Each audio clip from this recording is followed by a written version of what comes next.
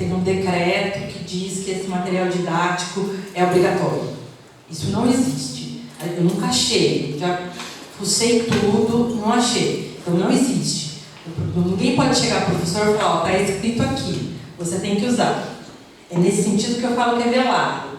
Mas isso que você falou faz todo sentido. É um projeto. É um projeto. Isso eu concordo plenamente. Oi, professora, boa tarde. Então, eu já tinha escutado, né, falar sobre o caderninho, né, do Estado de São Paulo, mas algumas informações ainda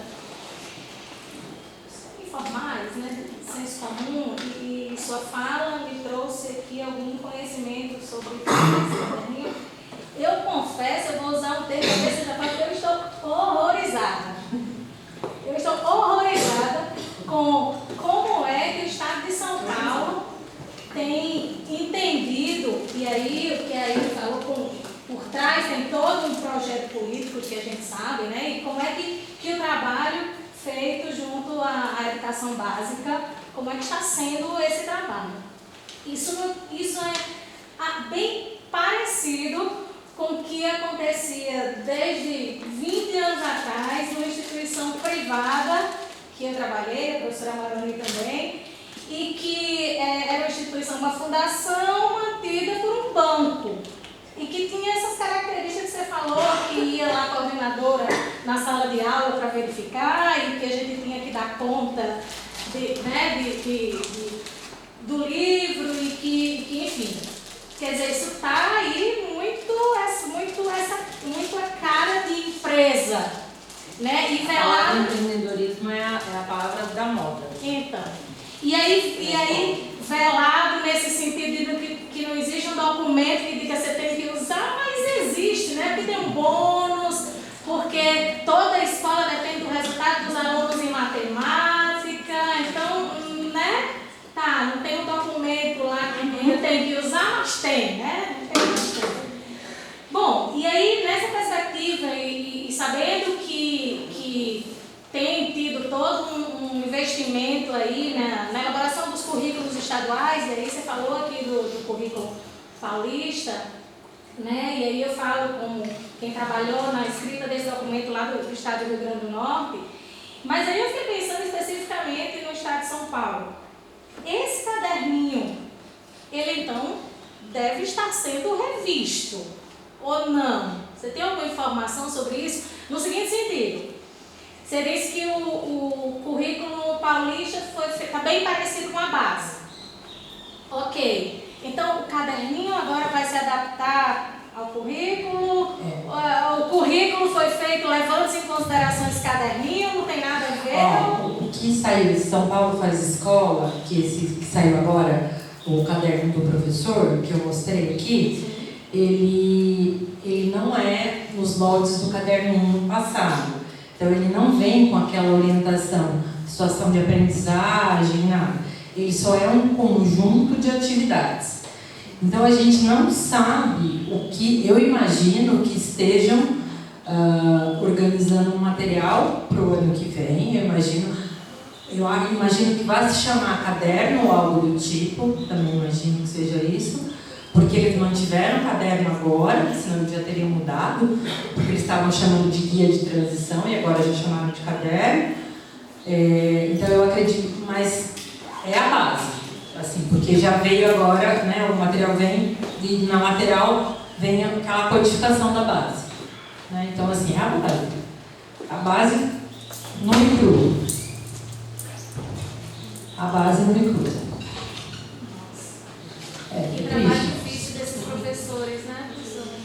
Essa coisa tão engessada, ter que dar conta disso de uma maneira tão dura. E agora, esse último mês, então, agora teve a implementação de mais uma avaliação, essa ABC, e também agora teve a implementação da recuperação, né? Então tem mais um professor que tem 2 aulas semanais de recuperação de matemática. Eu posso estar falando alguma bobagem, porque os alunos de estágio falaram na última aula, então eu posso estar falando alguma bobagem aqui, tá? mas eu acho que assim, tem 2 aulas por semana de recuperação de matemática para toda a sala. Não é para um grupo de alunos que tem uma dificuldade específica de matemática, não. É como se assim, o professor de matemática não está dando conta, a gente pegou mais um professor para dar aula extra de recuperação de matemática.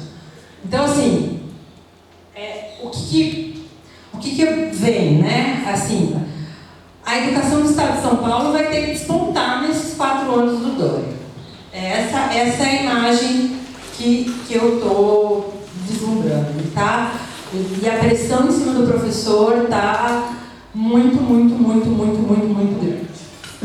Essa é a imagem que eu estou tendo. Uma outra questão, quando se fala da formação de professores, porque tem aí um conflito de identidade, né? Porque a universidade está formando um professor pensando nas tendências, só que aí o professor vai para a educação básica.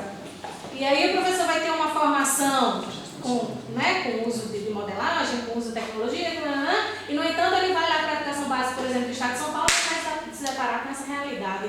Isso é um conflito. Por isso a minha fala foi nessa direção. A gente tem que formar olhando para a escola.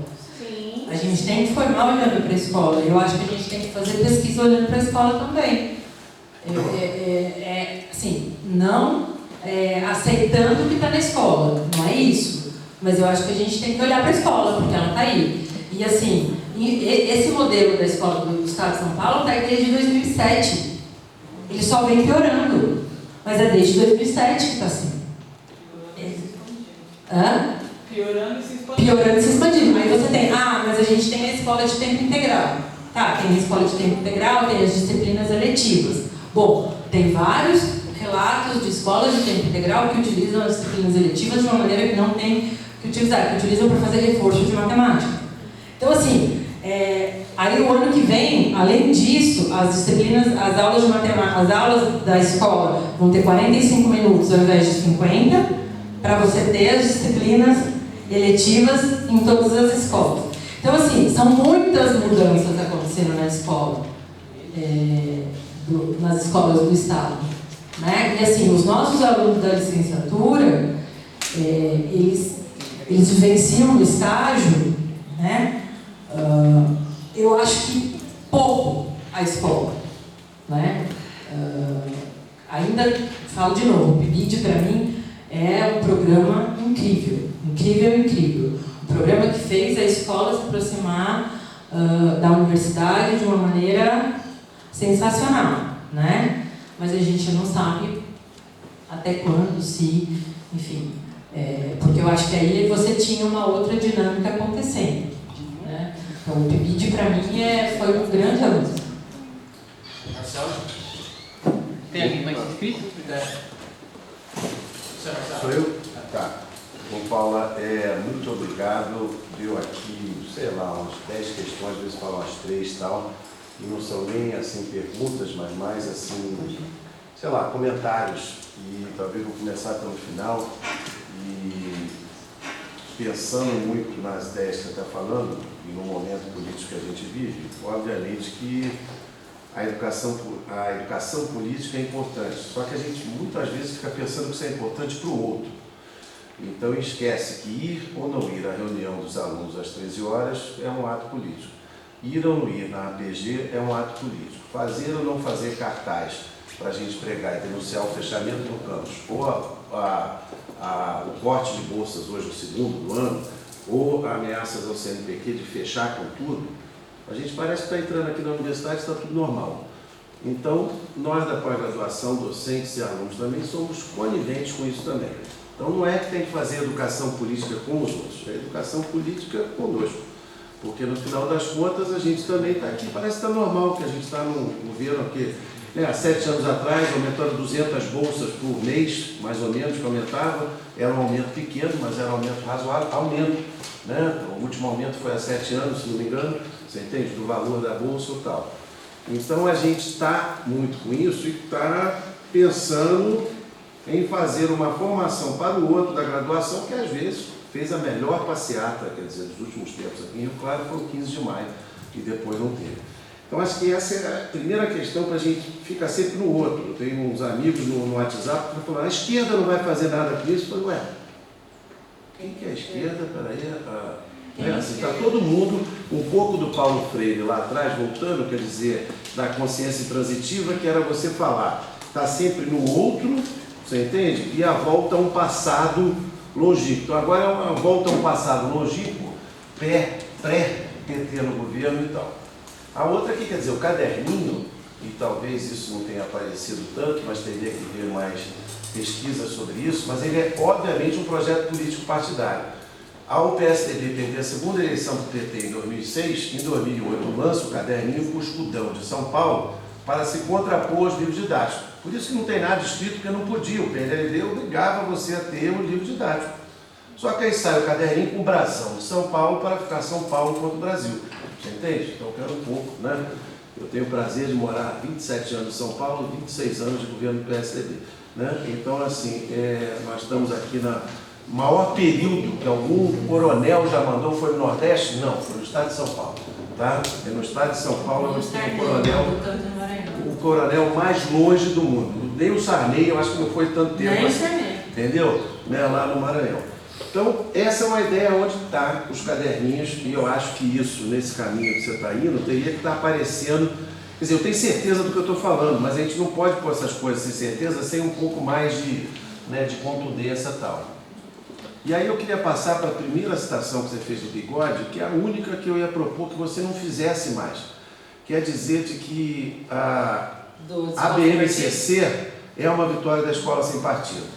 Primeiro que não dá tempo de você dizer de que a escola sem partido é uma escola com muito partido, doutrinária, como quase tudo o governo Bolsonaro, ao contrário. Então eu sou moralista, mas sou escatológico na prática. Eu sou, sei lá o quê, falo do Golden Shower e tudo, etc. Quer dizer, é tudo mais ou menos o avesso que o avesso.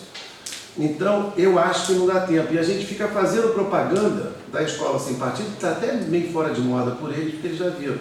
Eu acho que tinha que denunciar a falta de qualidade, aí no, sabe, mais técnico da gente, dizendo, olha, contar até 100 e etc., no mundo internetizado, que as crianças estão sabendo número negativo até 4 anos, né, 5 anos, ou sei lá o quê, é um negócio meio absurdo, tinha que estar trabalhando. Eu entendi a ideia do Bigode, conheço, anarquista, tal, de carteirinha e tal, mas eu acho ruim a frase. Estou querendo ler esse livro também desde que ele saiu, mas quando eu escrevi para ele não tinha saído ainda, quando ele depois ia sair, mas de qualquer jeito está aí o... Eu recomendo a leitura. Eu acho que é uma boa ideia, mas acho que só essa frase que é estranha, porque a gente fica jogando, postando no derrotismo, e na verdade teria que parar e dizer, a escola sem partido é uma escola com partido, na verdade está querendo partidarizar. Enquanto Paulo Freire não queria partidarizar a educação e sim politizá-la, essa é partidária, doutrinária e falsa, porque eles sempre dizem uma coisa e fazem exatamente o contrário. Mas aí sai da sua palestra, entendeu? Então, assim, eu acho que se saísse dali, era melhor. E eu acho, depois tem uma outra, se der tempo, mas você me põe lá para o final, mas só para terminar esse bloco político, quer dizer, obviamente que eu acho que você está usando as tendências não de maneira rígida, como às vezes algumas pessoas podem vê-la, mas de maneira dinâmica, como está, né? Inclusive D'Ambrosio e a gente vai lá e coloca, quer dizer, elas estão em movimento e uma vai com a outra. E obviamente você, ao trabalhar a montagem, trabalha também a educação matemática crítica, que é a tendência que responde ao problema da falta de politização na educação matemática em particular. Então, quer dizer, eu acho que o trabalho é muito difícil que você está fazendo, e porque ele pode virar chapa branca, ele pode não apoiar, já te falei isso num outro momento lá, mas é fundamental. Mas seria legal, num outro momento, até com a modelagem de lado, identificar na nova base, com vários alunos, esses exemplos do ridículo. A gente tem que separar a nova base. E a escola sem partido não foi quem pediu mais a base, foi o movimento pela base, foi a Fundação Ayrton Senna. Quem pediu mais e fazia uma pressão com uma base como essa é tal. E, gente, queira ou não, a principal pessoa de matemática é ex-diretor da SBEM.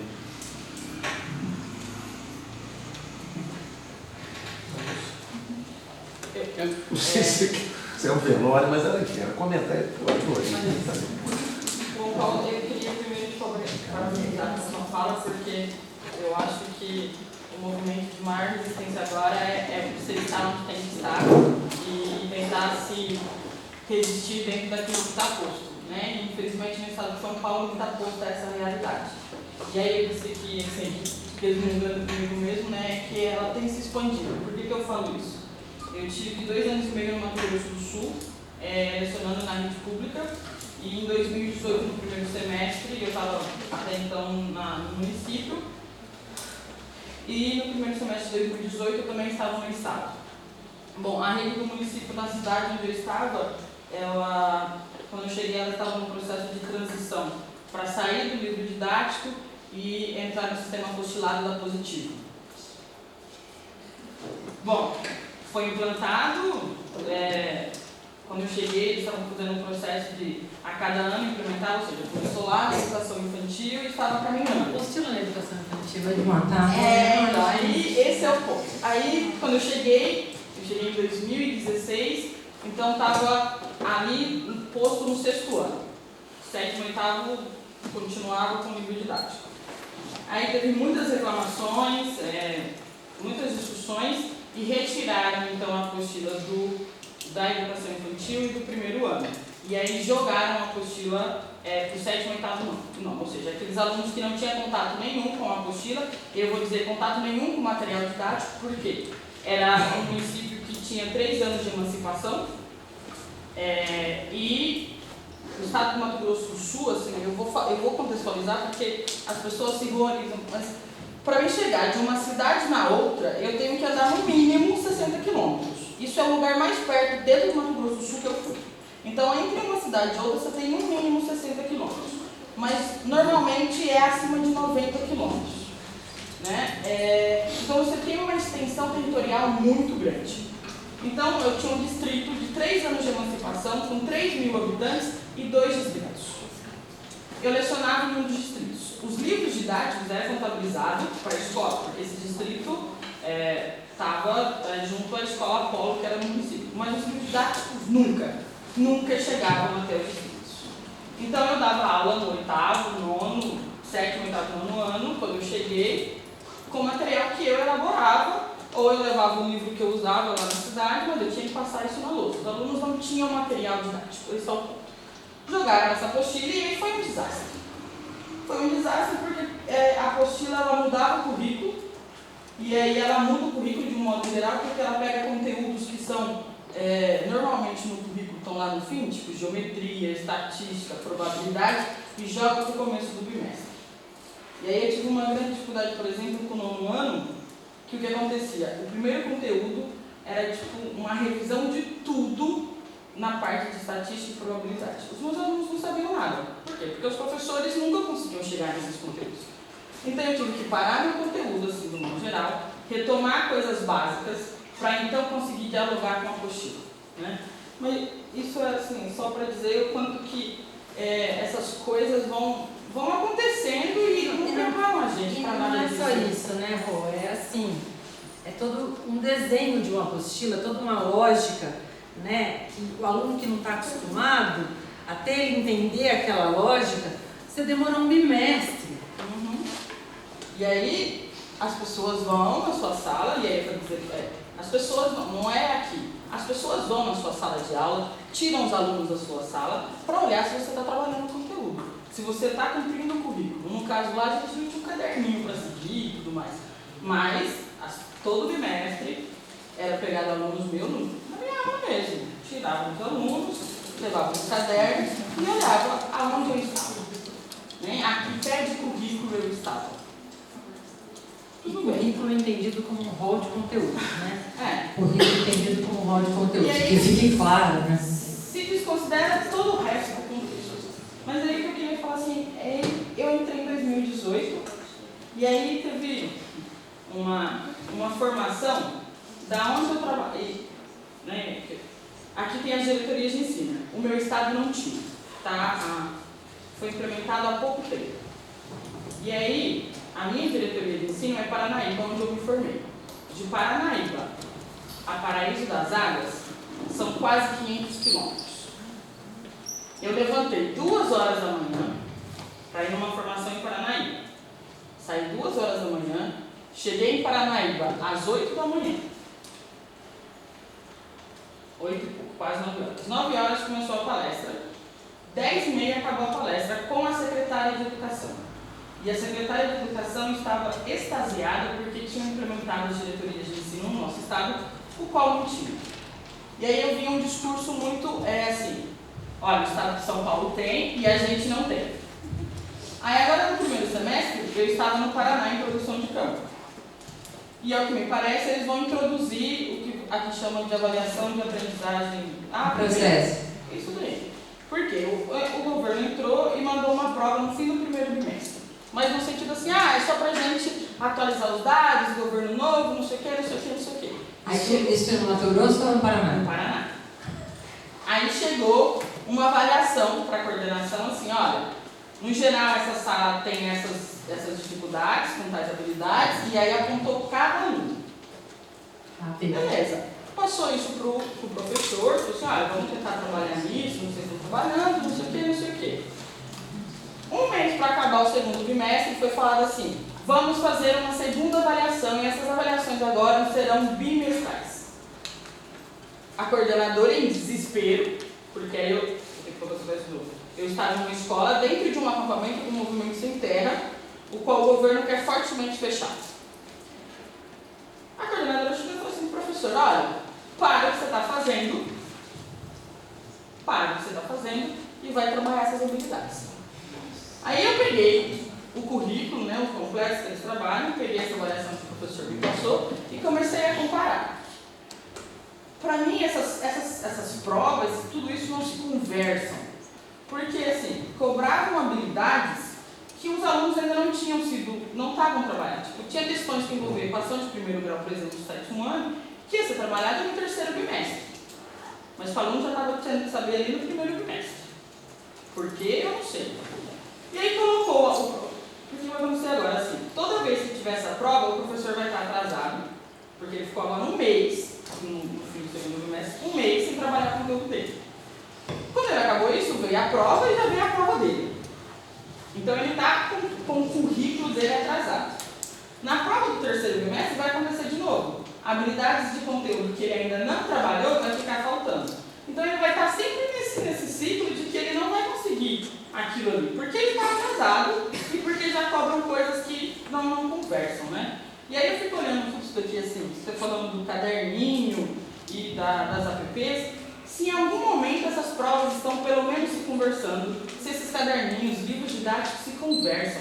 Porque quando eu aplicava a Prova Brasil, as provas do Estado do Sul, não tinha diálogo nenhum com o material que a gente recebe para trabalhar em sala de aula. No estado de São Paulo conversa, tanto que tem um treino, igual cobrar pênalti. Treina bastante.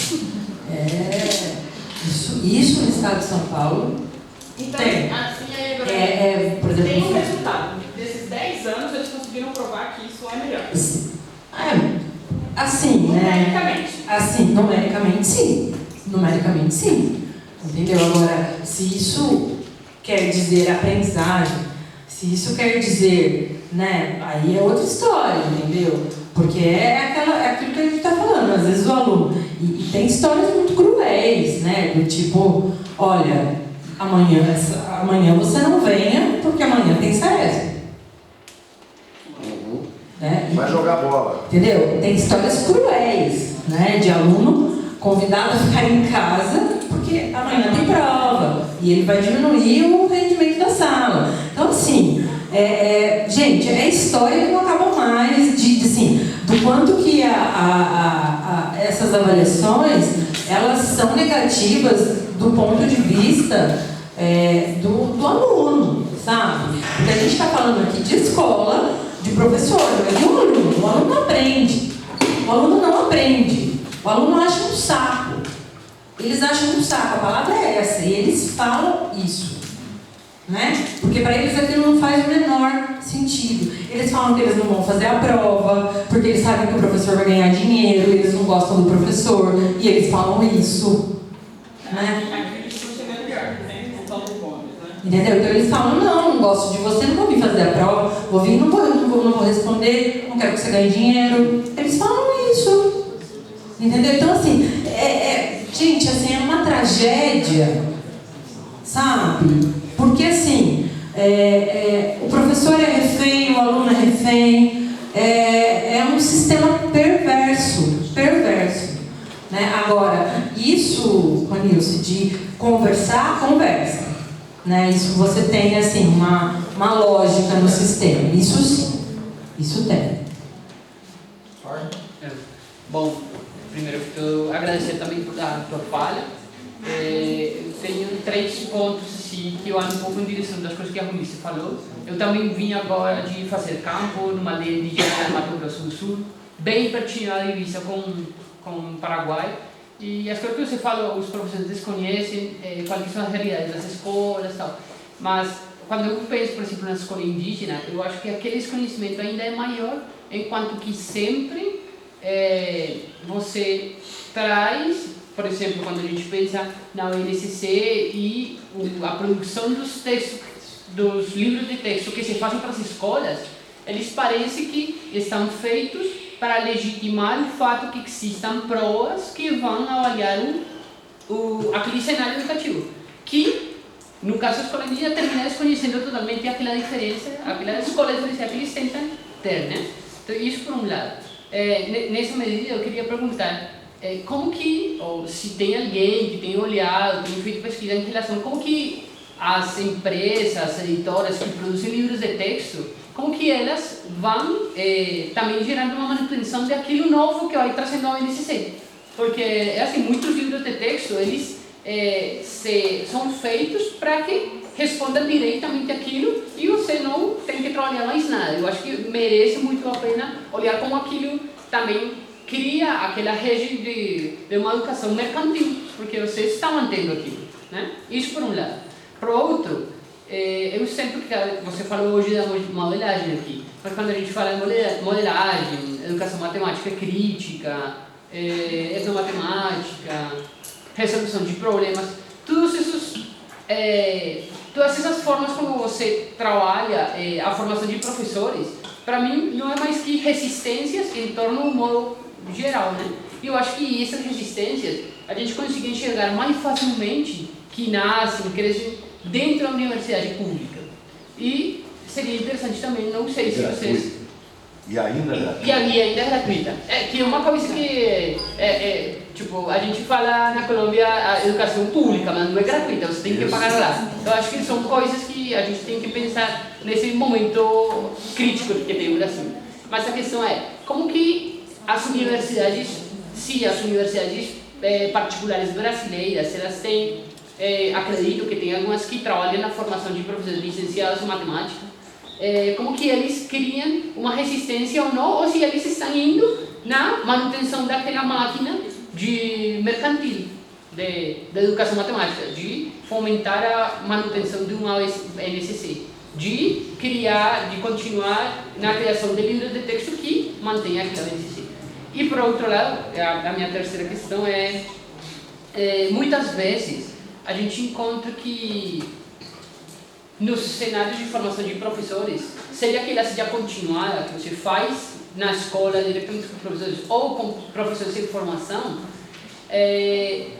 normalmente a gente encontra, pelo menos desde que eu estive na Colômbia, que tanto quando eu fui estudante, quando já fui fazer trabalho de formação de professores, você encontra que há uma resistência maior de parte daqueles professores que têm muito mais tempo na escola do que aqueles professores que estão se formando, a gente poderia falar mais novos, mas não precisamente aquele que se forma são mais novos, né? Mas aqueles que estão em formação, eles estão mais dispostos a resistir, a pensar uma educação em termos gerais, uma educação matemática em termos particular, um pouco mais,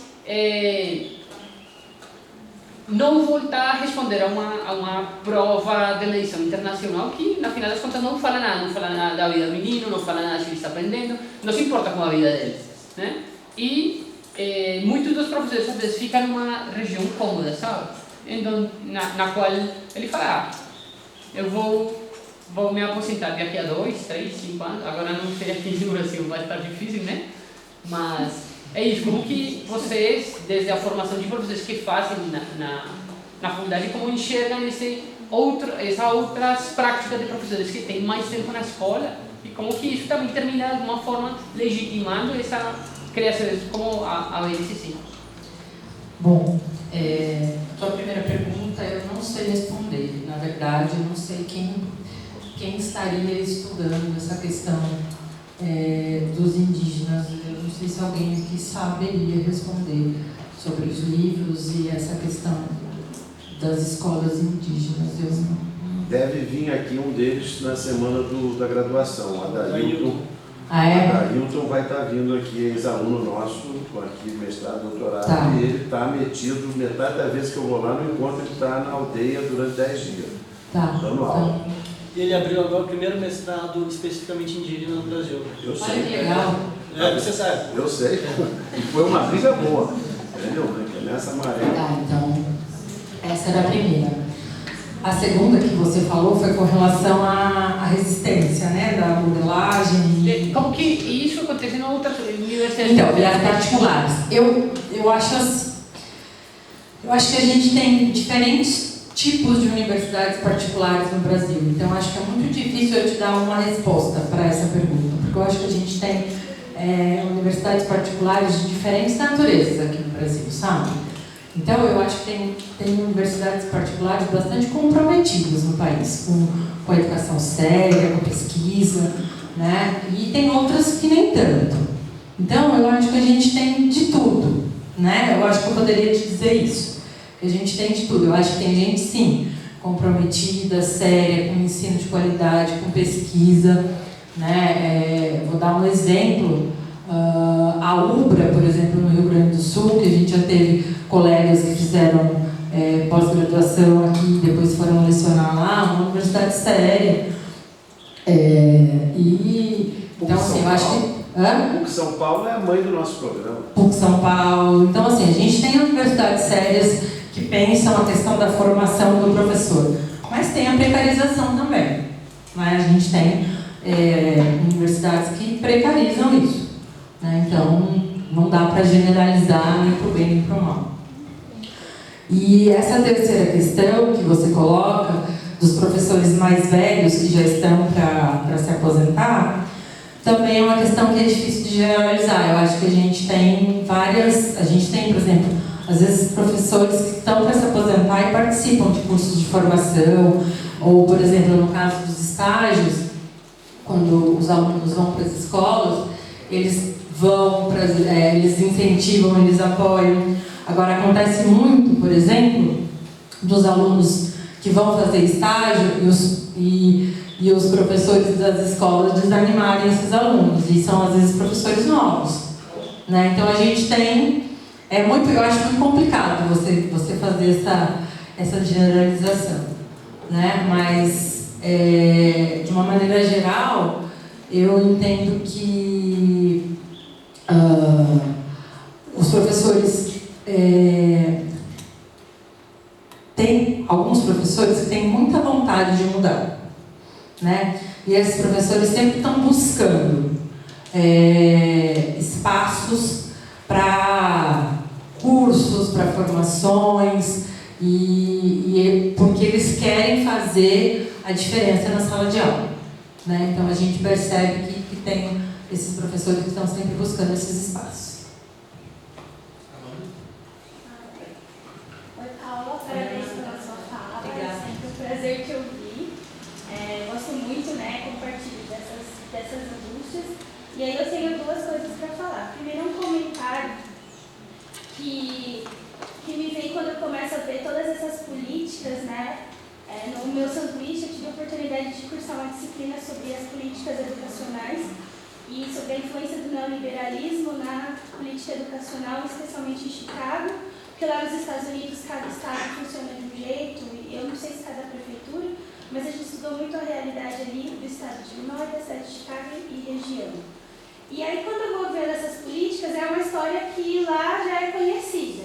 É você implementando essas avaliações, e aí vai para a degradação assim, da escola. Então ela vai implicar em duas coisas. A primeira é o fechamento, né, de algumas escolas com a justificativa que não tem por que manter, porque essa escola não está tendo rendimento. Então, Chicago, com essa justificativa, tendo visto essas avaliações nos últimos 10 anos, fechou mais de 100 50 escolas.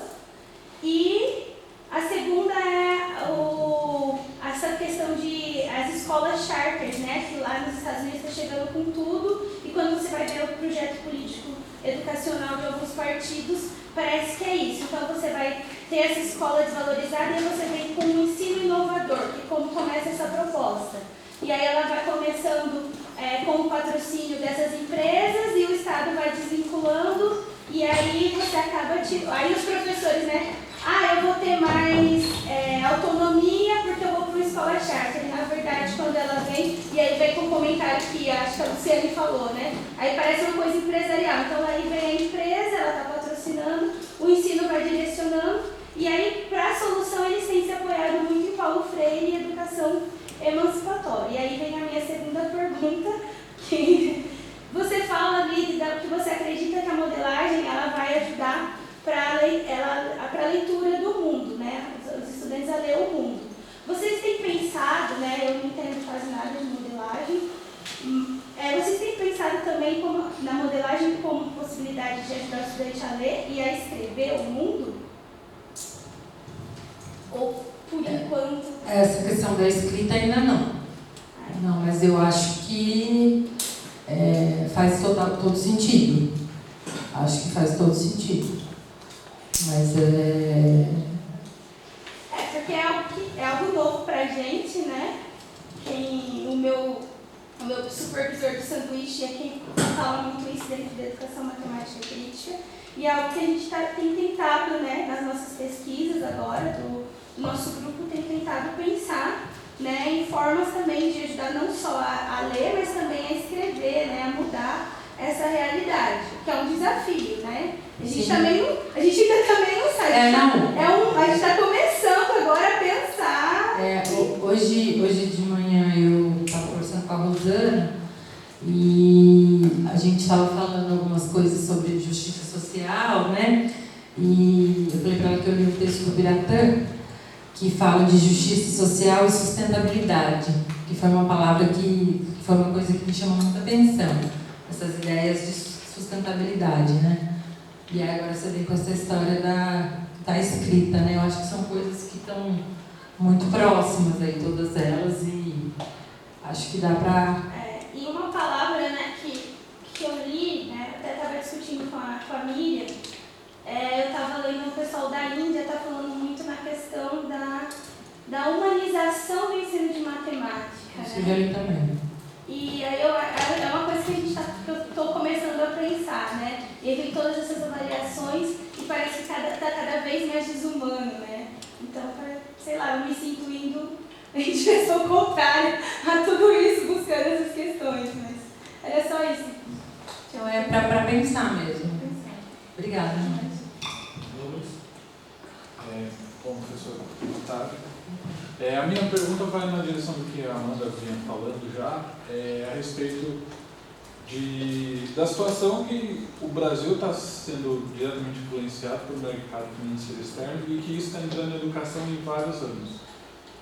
Eu acho que hoje a gente vive um momento em que tudo está ligado à educação, está sendo monetizado. Isso já vinha com as editoras de livros, né? Agora a gente tem vários segmentos, igual você deu o exemplo de professores que se formam e vão ministrar cursos para a prefeitura, falando da base e essas coisas. E iniciativas privadas também, mostrando escolas que podem ser satisfatórias dentro de algum padrão ou não. E isso está chegando no sistema postilado e é característico, gente. É basicamente uma linha de produção ali que você segue tantas aulas antes, intervalo, volta tantas aulas, é o filme do Chaplin mais atualizado que o mundo. E como que a gente, quanto professor ali dentro, pode despertar a realidade? Porque eu acho que nem a gente tem tanta noção disso, do tamanho que é, porque você vai ver nas políticas educacionais, Paulo Guedes fala, a irmã do Paulo Guedes ela é vice-presidente da Associação Nacional das Universidades Privadas, e como que a gente mostra essa realidade e percebe também, porque eu acho que se a gente levar, igual eu já tive poucas oportunidades de tipo, essas informações para a sala, isso choca muito o aluno. E essa falta de articulação política é a nossa falta de comunicação mesmo. Eu acho que a gente precisa ter isso. E como que a gente pode trazer isso? Eu acho que a primeira coisa, Douglas, né? Eu acho que a primeira é a conscientização, né? A nossa conscientização dessa realidade, né? Eu acho que é isso que você falou. Eu acho que o próprio professor muitas vezes não tem consciência desse turbilhão que ele está envolvido. Ele não tem. E aí, né, a gente tem que se colocar no lugar desse professor, que muitas vezes dá 60 horas aulas semanais, né? Porque ele não tem tempo nem de pensar, coitado. Né? É uma situação muito complicada da vida do professor hoje em dia. Né? Então, assim, que tipo de reflexão que esse professor tem condições de fazer? Né? Então, assim, eu acho que é bastante complicada essa realidade, né, do professor. Né? Então, quando a gente pensa, e é o que você falou, essa questão do ensino apostilado, gente, eu trabalho no curso de pedagogia também, na região de São José do Rio Preto, ali tem várias cidades pequenas no entorno, então os alunos viajam muito, né, do curso de pedagogia, várias cidades, as minhas alunas já dão aula, trabalham em creches e tal. Várias cidades têm a educação infantil já apostolada. Educação infantil apostolada, gente. Criança tem que brincar. Né? Educação infantil apostolada é um negócio, para mim é surreal. Assim. É surreal pensar na educação infantil apostolada. Mas, enfim. Então, eu acho que assim, é nosso papel, dessa questão da formação, provocar essa reflexão. Né? Eu acho que, assim, a gente tem que, de alguma maneira, provocar esse tipo de reflexão, seja quando a gente vai trabalhar em mini cursos, em palestras, seja na formação inicial aqui, com as oportunidades que a gente tem. Né? Eu acho que a gente tem que tentar provocar esse tipo de reflexão. Não acho que seja fácil, mas o professor realmente está imerso num turbilhão que muitas vezes ele não tem consciência do sistema que ele está imerso. Né? E é um sistema bastante perverso.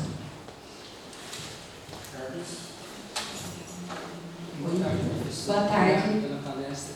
Eu sou orientando do professor Borba e aprendi muito com todos os colegas.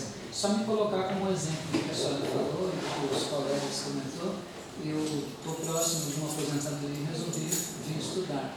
Eu trabalho 60 horas por semana, recebi uma licença com muito custo para vir estudar. E realmente é isso que a senhora está falando, é muito difícil. Na escola não é exatamente assim. 60 horas não, 60 aulas, né? 60... um pouquinho mais, né? Não, 60 horas mesmo. Eu achei que era mais, que eram 60 aulas e mais o resto com as duas matrículas. Não, 40 em sala e 20 atividades. Ainda no estado do Mato Grosso, onde eu moro, eles ainda mantêm um terço da hora de atividade. Não sei por quanto tempo, mas é bem difícil toda essa situação que o Brasil está passando. Só que o que eu acho mais interessante de toda a fala é que nós não podemos fazer generalizações com a educação como fazemos na matemática, né? Eu sou um exemplo de uma pessoa que está próximo, querendo aposentar e estou querendo estudar também. Eu trabalhava 60 horas e, no entanto, não deixava de participar de congressos, de estudos, de pesquisa, né? Dentro das possibilidades. Quase 30 anos de trabalho em sala. E só me colocando como exemplo. Eu acho que é isso mesmo, é isso mesmo. E não dá para generalizar também, de dizer se a pessoa, a gente vê que é muito comum, o menino a menina termina a graduação, vai direto para o mestrado, direto para o doutorado em educação, nunca passou pela escola. De repente, generalizar isso, dizer que não terá uma boa formação, também é difícil. Porque muitas pessoas talvez não pisaram no chão da escola, talvez tenham mais consciência política com relação à educação do que muitos amigos meus que votaram em extrema direita e que, né, me deixaram assim muito decepcionado dentro da área de humanas e tal. Eu fico imaginando, puxa, mas que consciência política tem? Aí é bem o ponto que o Borba falou, o professor Borba falou, que nós vamos politizar nós, porque nós não vamos conseguir, né, defender qualquer coisa que seja dentro do âmbito político se nós não tivermos essa consciência política aqui. Que é um pouco o que o Douglas falou, né? Assim, né? Tipo, sim. Se eu não conseguir, né? Depois, como é que eu vou fazer o outro, né? Tipo, é complicado isso, né? A gente percebe assim que o nosso público, os alunos, eles têm um certo respeito para aquele professor que vive aquilo que ele prega. Então, se eu tenho consciência política, mas eu, por exemplo, não faço uma coleta seletiva, eu não vou para protesto na rua, quando tem, então, o aluno vê isso. Então, de repente, é o que ele falou, você tem que estar ali mostrando quem você é, o que você realmente acredita, não só com fala, mas principalmente com ações. Eu falo isso muito para meus alunos, não adianta eu falar para meus alunos serem pontuais se eu não sou. Tem jeito? Não tem condições. Mas eu estou muito feliz de estar aqui com essa meninada aqui. E aí é até o inverso, né, que a gente fala, mas eu estou aprendendo com ele, porque eles estão indo. Vovô Hércules. Vovozinho, papai. Paula, a mesma fala, e assim, a gente teve uma discussão nessa direção sexta-feira na Jornada do Tiago, com a professora Sueli Baroni, e falamos com a ideia, passamos aqui quase a manhã inteira conversando com ela, nessa direção, uma fala muito boa. E, assim, quando você fala que é a triste e cruel realidade do professor, eu às vezes penso, mas eu não tenho pena desse professor, porque ele não se une nesse coletivo contra essa opressão que é feita por ele. Então, assim, o que esse professor fez? Né? O que esse professor está fazendo para mudar essa realidade? Né? Você pensa numa perspectiva de uma educação freiriana, é uma educação libertadora, é uma educação que liberta dessas elites que oprimem, de todo esse discurso de você tem que fazer, você tem que cumprir a tabela de campeonato. Assim, como esse coletivo está se unindo? Como é que esse coletivo se une contra tudo isso? E nessa direção da fala do professor Marcelo, assim, portanto, está fechando, eu continuo calado. A bolsa do programa de nota 4 está sendo cortada e eu continuo calada. A Universidade Pública do Estado do Nordeste está tendo as verbas cortadas e eu continuo calado. O ministro da Educação disse que o aluno da UFRN, do IFRN e da UFESA liga em sala de aula, eu continuo calado. Então, assim, agora, programa de nota 5, 6 e 7 vai ter bolsa cortada. Aí sim, na carne, a mudança. Né? Então, assim, o que nós estamos fazendo também, né? Com relação a essa mobilização desse coletivo? Né? Como é que esse coletivo se une? E aí, uma coisa que eu estava conversando antes com a professora Sueli, que assim, custa acreditar no estado que tem 30 campos da UESP, tem USP, UFSCar, Unicamp ali do outro lado, e a realidade seja essa, sabe? Assim, então, assim, como essas universidades elas estão adentrando nas escolas e mudando essa realidade, sabe? Eu sou de uma cidade de 37 mil habitantes que tem um Instituto Federal, e esse instituto mudou e tem mudado a realidade da cidade. Vou dizer para você que assim, o Haddad, na minha cidade, ele teve quase 80% dos votos. Eu tenho cidades que 94% dos eleitores votaram no Haddad. O segundo colocado sempre foi o Ciro. Assim, quase não tivemos votos no Bolsonaro. Então, assim, os institutos federais tiveram um papel definitivo nessas eleições e também nas eleições da governadora do Rio Grande do Norte. Então, assim, essa ampliação dos institutos, ele mudou um pouco a nossa realidade. O ingresso do aluno na universidade tem mudado a realidade da família. A família pensa nesse aspecto. Então, assim, é mais ou menos isso. E o que você tem visto quando você está lá em estágio, quando você está lá em BID, fazendo esse trabalho? Assim, eu falo do professor porque o sistema é muito perverso. Né? Assim, por exemplo, a gente não tem concurso. Eu não sei te dizer quando foi o último concurso para professor do estado de São Paulo. Alguém sabe? Quando a Luana entrou, Márcia. Quando a Luana entrou, foi em 2013. E para a Unesp em 2014. E para a Unesp em 2014. Aí tem uma categoria de professor chamada categoria O. Tem lá umas letras que eles põem, tem a tal da categoria O. Só para você ter uma ideia de como o sistema é perverso. Essa categoria O é uma categoria que não tem direito a nada. Então, por exemplo, no movimento de greve, se se eles fizerem greve, eles ficam